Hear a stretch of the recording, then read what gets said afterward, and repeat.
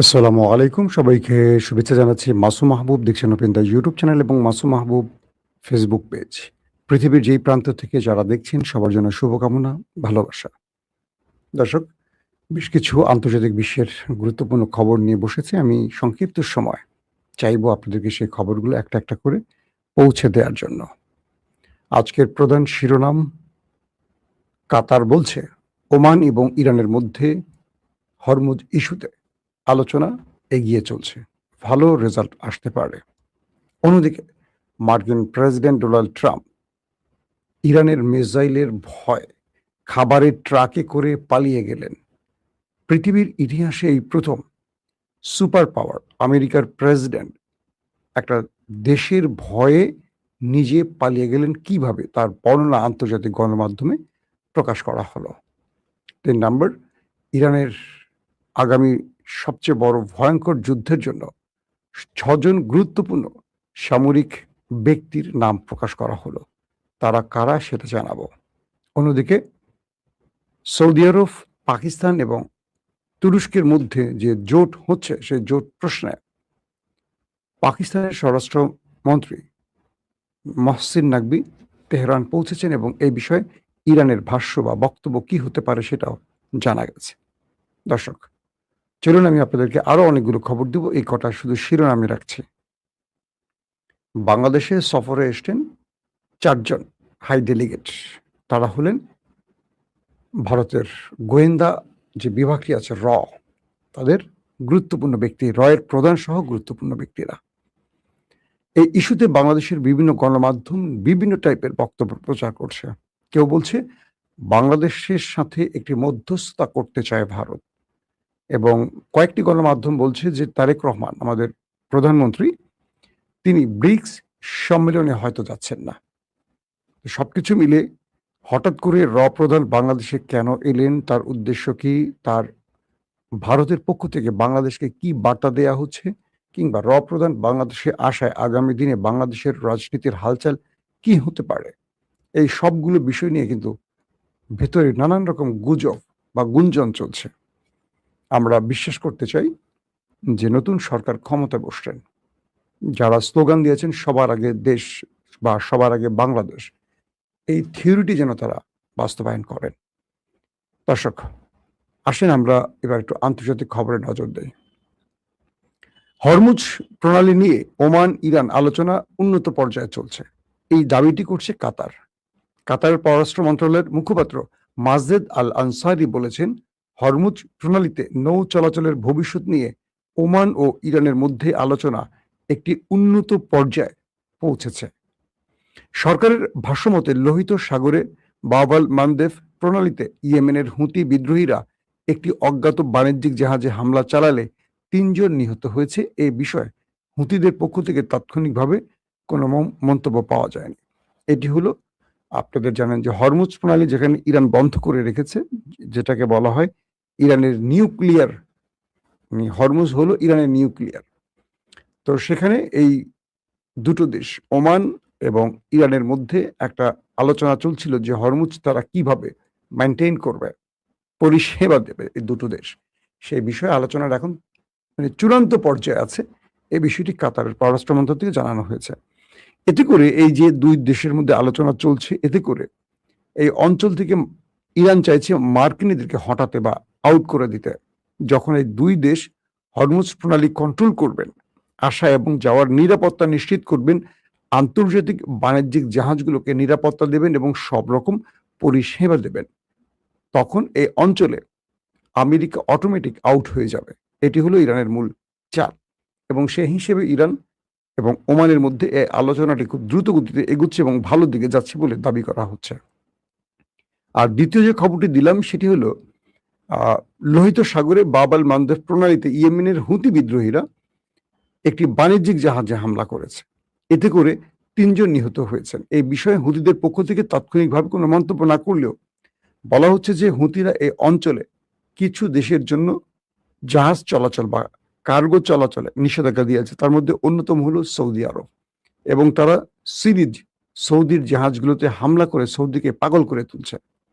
আর ঠিক সেই হিসেবেই সৌদি আরব আবার 3টি দেশকে নিয়ে একটি নতুন জোট করেছে। এটা নিয়ে আমি লাইভে বিস্তারিত বলবো আপনাদের। সংযুক্ত আরব আমিরাতের রাষ্ট্রপতির একজন জ্যেষ্ঠ কূটনৈতিক উপদেষ্টা আনোয়ার গারগাস বলেছেন, মধ্যপ্রাচ্য অনির্দিষ্টকালের জন্য যুদ্ধ বা শান্তি কোনো অবস্থাতে থাকতে পারে না। তিনি আরো বলেন, এই অঞ্চলের স্থিতিশীলতা এবং জনগণের ভবিষ্যতের জন্য দৃষ্টিভঙ্গি ও দিক নির্দেশনায় স্বচ্ছতা প্রয়োজন। ভালো কথা বলেছে, কিন্তু সমস্যাটা হলো ভালো কাজ তারা করছে কিনা। আরব পুরোপুরি নিজেকে বিকিয়ে দিয়েছে পশ্চিমা দুনিয়ার কাছে, যার ফলে পশ্চিমারা এই অঞ্চলে বসে বাকি মুসলিম দেশগুলোর উপর ছড়ি ঘোরাচ্ছে। আজকে যে যুদ্ধটা, এটা কিন্তু ইসরায়েল আমেরিকার স্বেচ্ছায় শুরু করেছে, ইরান করেনি। এবং ইরান আক্রান্ত হওয়ার পর এখন প্রতিঘাত করছে, কিন্তু ইরানের প্রতিঘাতে আমেরিকা কোণঠাসা হয়ে পড়েছে। অর্থাৎ ইরানের সাথে কৌশলে বা লড়াইতে বা সাহসে আর পেরে না উঠে ট্রাম্প এখন একটা বড় বিপর্যয়ের মুখে পড়েছে, স্বয়ং আমেরিকাও বিপর্যয়ের মধ্যে পড়ে গেছে। দর্শক, আসেন দ্বিতীয় যে গুরুত্বপূর্ণ খবরটি, আমি আপনাদের ট্রাম্পের পালায়নের খবরটি দেওয়ার আগে কিছু ইম্পর্টেন্ট খবরগুলো আগে আপনাদের দিয়ে নিচ্ছি। বলা হচ্ছে যে পাকিস্তানের যিনি স্বরাষ্ট্রমন্ত্রী মহসিন নাকভি, তিনি সফর করছেন, তিনি আসছেন ইরানে। তার উদ্দেশ্যটা কি ছিল? কারণ এখানে আপনারা জানেন যে কয়েকটি বিষয়ের সাম্প্রতিক সময় ঘটে গেছে, যদিও আমি সেই খবর আপনাদের কন্টিনিউ দিতে পারিনি, আমি একটি গুরুত্বপূর্ণ কাজে বাইরে ছিলাম।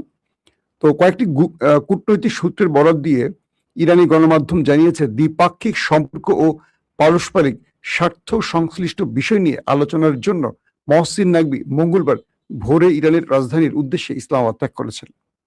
ইরানের স্বরাষ্ট্রমন্ত্রী ইস্কান্দার মোমিনি তার পাকিস্তানি প্রতিপক্ষের সঙ্গে আলোচনার জন্য ইসলামাবাদ সফরের এক মাস পর এই সফরটি অনুষ্ঠিত হলো।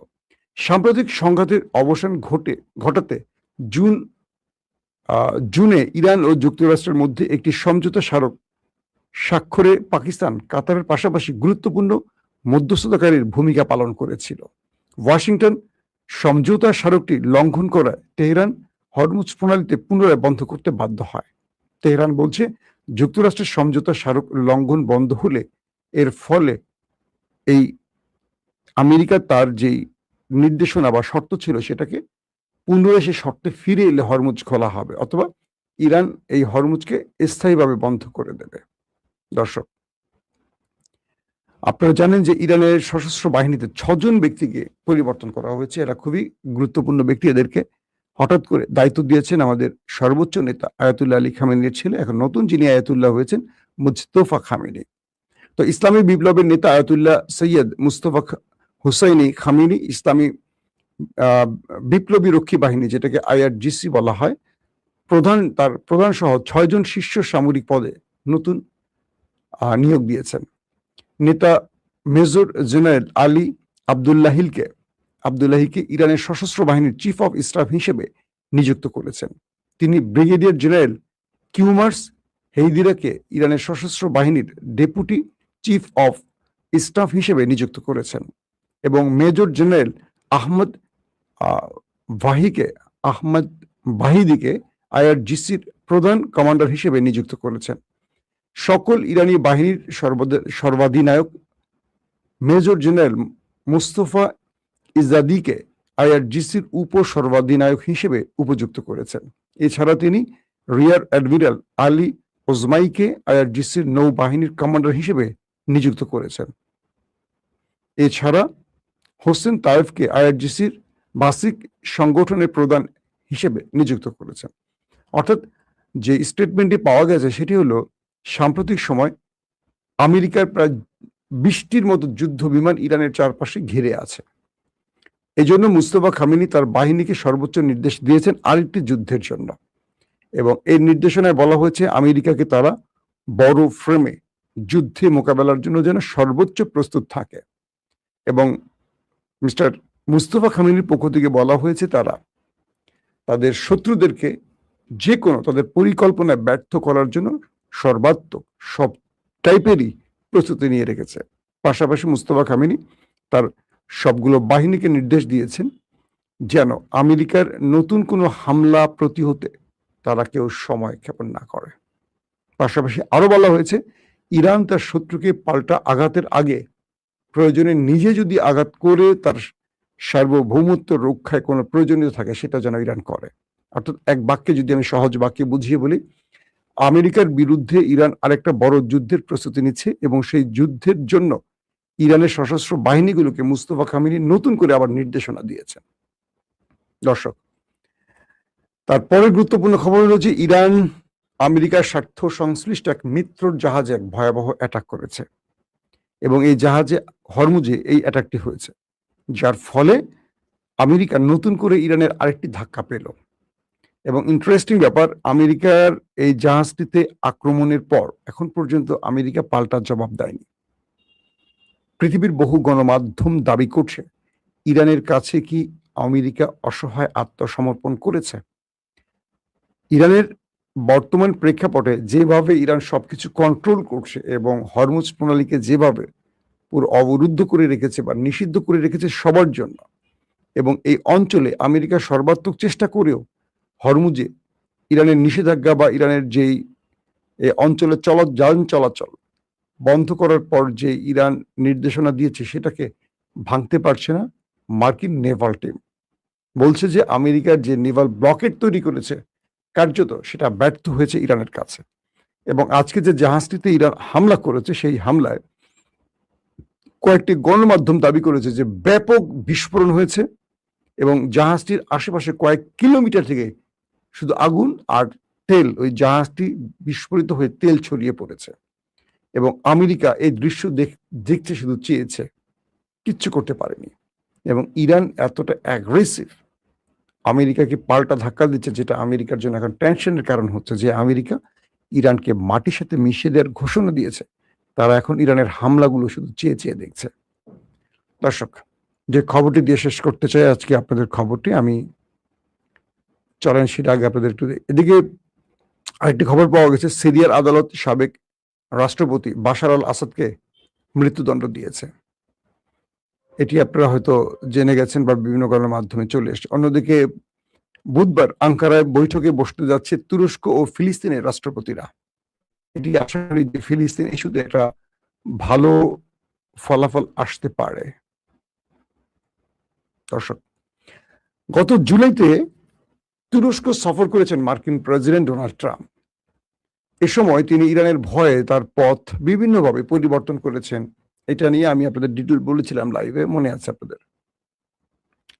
যখন আঙ্কারা থেকে মিস্টার প্রেসিডেন্ট ট্রাম্প তার দেশে ফিরবেন, হঠাৎ করে তার নিরাপত্তা বাহিনী এসে তাকে একটা খবর জানালেন, মিস্টার প্রেসিডেন্ট, আমরা যে জাহাজটিতে মানে বিমানটিতে করে ফিরবো, ইরান এই জাহাজটিতে মিসাইল হিট করার জন্য সকল প্রস্তুতি নিয়েছে। এই খবরে ডোনাল্ড ট্রাম্প তার ধুতি খুলে গেল।